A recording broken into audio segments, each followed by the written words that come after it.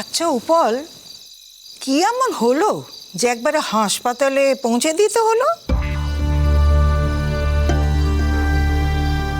মা, সেটা যদি আপনি আগে বুঝতে পারতেন তাহলে আজ এই অবস্থা হতো না বৌদির। আপনি আগেই সামাল দিতে পারতেন। আপনি হয়তো বুঝতে চাননি, আর সামনের জীবনটাও হয়তো আপনি অন্ধ হয়ে থাকবেন। ও সব বাদ দাও উপল, আমাকে খবরাখবর বলো। ডাক্তারের সাথে তো দেখা করলে, ডাক্তার কি বললেন? বাবা, কথা বলেছি। ডাক্তার যেটা বুঝতে পেরেছেন সেটা হচ্ছে বৌদি নিজেকে ভীষণভাবে নেগলেক্ট করেছে। সময় মতন খাইনি, বা যতটুকু খাওয়ার কথা সেটাও খাইনি। ফুড আর ফ্লুইড দুটোরই অভাব আছে, ফলে প্রাইমারি হেলথের অবস্থা খুব খারাপ। সাংঘাতিক লো প্রেশার, মানে এতটাই লো প্রেশার যে কোনো সময় কোল্যাপস করে যেতে পারে বৌদি। এটা হলো প্রাইমারি রিপোর্ট। এরপরে কালকে আরো অনেকগুলো টেস্ট দিয়েছি, সেই টেস্টগুলোর রেজাল্ট বেরোক, তারপরে সবটা জানতে পারবো। জানো দাদু ভাই, আজকে মাকে প্রপার টাইমে হসপিটালাইজ না করলে মা হয়তো মারা যেত।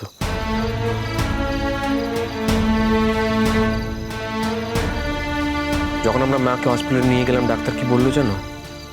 বললো আমরা একটা আধমরা পেশেন্টকে নিয়ে এসেছি। কথাটা শুনে না আমি লজ্জায় ঘেন্নায় নিজের মুখটা কোথায় লুকোবো বুঝতে পারছিলাম না। আমার বারবার মনে হচ্ছিল মা সারা জীবন ধরে এই বাড়ির প্রত্যেকটা লোকের জন্য যা করলো, তারপর কি এটা মায়ের প্রাপ্য ছিল?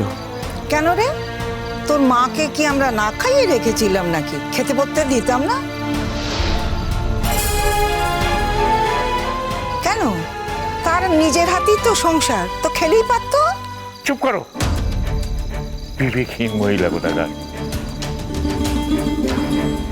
সে কেন খায়নি সেটা তুমি বুঝবে কি করে? সেটা যদি তুমি বুঝতেই পারতে তাহলে অনেকদিন আগে অমানুষ থেকে মানুষে পরিণত হয়ে যেতে। খবরদার বলে দিচ্ছি, তুমি আমার সঙ্গে এইভাবে কথা বলবে না। ছোটদের সামনে তুমি আমাকে অপমান করতে পারো না। আসল কথা কিছু না, দেখছে তো চোখের ওপরে। ওকে ছাড়া ওর স্বামী ভালো থাকছে, মেয়ে ভালো থাকছে, সেটাই তো আর সহ্য করতে পারছে না। সেই জন্যই সবচেয়ে বড় ধাক্কাটাও লেগেছে। প্লিজ ঠাম্মি, আর একটা কথা বলো না। ছোট থেকে না তোমার সমস্ত কথা শুনে আসছি, কিন্তু আজকে যা মেন্টাল স্টেট, এগুলো আমার অসহ্য লাগছে। আমার ভেতরে যে খারাপ ছেলেটা আছে তাকে জাগিয়ে তুলো না। বাপরে বাপ, এমন করছিস যেন আমাকে মারবি তুই। মারবো? মারা কাকে বলে জানো তুমি? কাউকে ফিজিক্যালি অ্যাবিউজ করলে সেটাকে মারা বলে না শুধুমাত্র, কথা দিয়েও কাউকে মেরে ফেলা যায়, ভার্বাল অ্যাবিউজ বলে। এই কথাটা যদি বুঝতে আর যদি সামান্যতম আত্মসম্মান জ্ঞান থাকতো, তাহলে আর একটাও কথা বলতে না ঠাম্মি।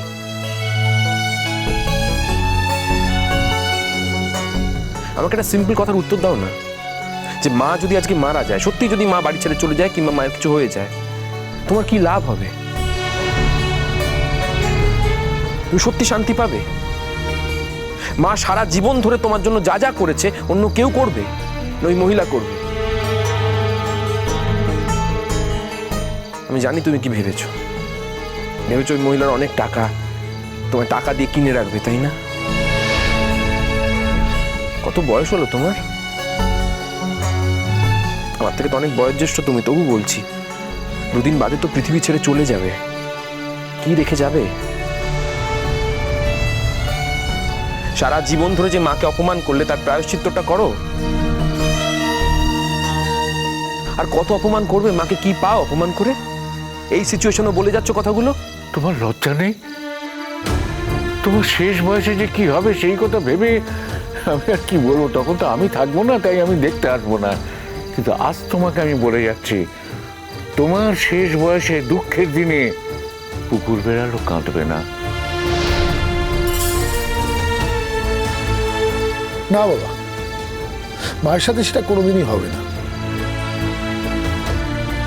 কারণ মা তো শ্রীময়ী সেনগুপ্তকে নিজের বউ করে এই বাড়িতে এনেছে, অরিন্দদা বিয়ে করেছে। আপনার যখন মা খুব খারাপ সময় আসবে না, তখন ওই আপনার মেয়ে বা ওই জুন আন্টি সে কিন্তু আপনার পাশে দাঁড়াবে না, দাঁড়াবে এই শ্রীময়ী সেনগুপ্ত, আপনার ভালো করে দেখভাল করবে। আর অদ্ভুতভাবে আমি এটাও জানি যে ওই পরিস্থিতিতেও আপনি কিন্তু শ্রীময়ী সেনগুপ্তকেই ব্লেমটা করবেন, তখন কিন্তু ওর মধ্যে দোষ খুঁজে বেড়াবেন। শোনো উপল, তুমি হচ্ছে এ বাড়ির জামাই, তুমি আমার সম্পর্কে এরকম কথা বলতে পারো না কিন্তু। আচ্ছা ঠিক আছে, দাঁড়াও দাঁড়াও দাঁড়াও, এই ব্যাপারটা তো আগে বুঝতে দিবি নাকি? আর যতই হোক এখানে তো কেউ ডাক্তার নয়, তো আমরা তো ফিরেই আসছিলাম, তোরা এতটুকুক্ষণ ওয়েট করতে পারলি না? কি করতিস ফিরে এসে? না ফিরে এসে এক্স্যাক্টলি কি করতিস বল? ডিঙ্কা, আশ্চর্য কথা বলছো। আমরা তো চেক আপটা করতে পারতাম, কিছু একটা তো বুঝতে পারতাম। সরি টু সে বৌদি ভাই, তোমরাও কিন্তু এই পরিবারের সদস্য, অন্তত আমি সেটা মনে করি। কিন্তু তুমি তো সারাদিন নিজেকে নিয়ে ব্যস্ত থাকো।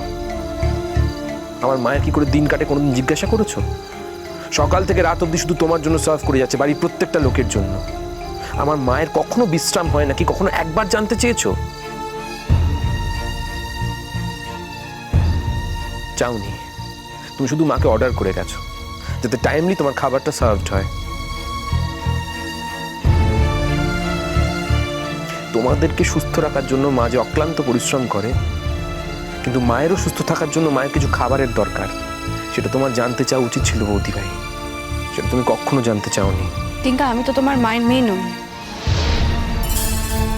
তোমার মায়ের তো নিজের মেয়ে আছে, সেই মেয়ে তোমার মায়ের জন্য কি করেছে সেটা কি ভেবে দেখেছো?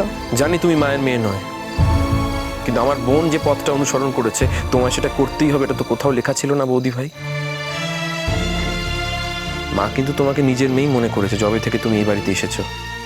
নিজের মেয়ের জন্য যা যা করতো তোমার জন্য তাই তাই করেছে।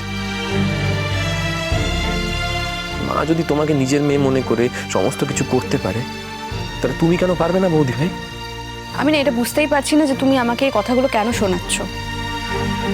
দেখো, আমি তো কখনো আন্টিকে বলিনি আমার জন্য কি কি করতে হবে।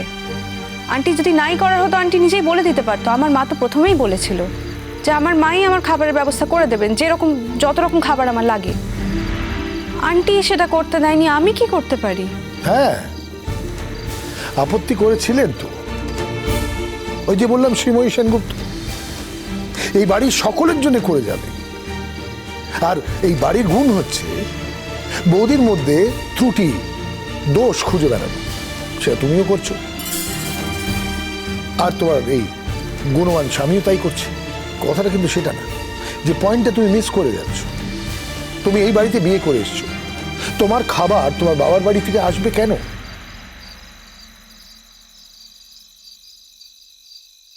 আরেকটা কথা, এই যে যতদিন তুমি এই সার্ভিসটা পেয়ে এসছো, এই সার্ভিসের রিটার্নে তুমি যে একদিনও শ্রীময়ী সেনগুপ্তর জন্য কিছু করবে সেটা একবারের জন্য ভেবে দেখেছো?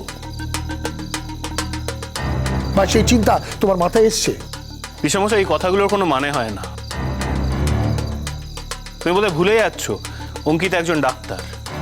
আর তাছাড়া তুমি তো খুব ভালো করেই জানো অঙ্কিতা কিরকম স্ট্যান্ডার্ডের ফ্যামিলি থেকে এসেছে। তুমি কি এক্সপেক্ট করেছো যে ওই রকম স্ট্যান্ডার্ডের ফ্যামিলি থেকে আমাদের বাড়িতে এসে আমার মায়ের মতো সব কাজকর্ম করবে অঙ্কিতা? যদি সেটা ভেবে থাকো তাহলে ভুল ভেবেছো বিষমশাই। তাই না তাই এখন অঙ্কিতাকে দোষ দিচ্ছে। এত বছর কি অঙ্কিতা ছিল? তখন তোমার মা ঠিক ছিল কি করে? সেটাও যদি না বুঝতে পারেন আমার আর কিছু বলার নেই মা। এতদিন ধরে অঙ্কিতা ছিল না, কিন্তু আপনার মতো মানুষ তো ছিল, তাই না? আর এতদিন ধরে শ্রীময়ী তো এটাকে নিজের বাড়ি ভেবেছে, নিজের সংসার ভেবেছে, শ্বশুর শাশুড়ির কথা ভেবেছে, নিজের ছেলে মেয়েদের কথা ভেবেছে।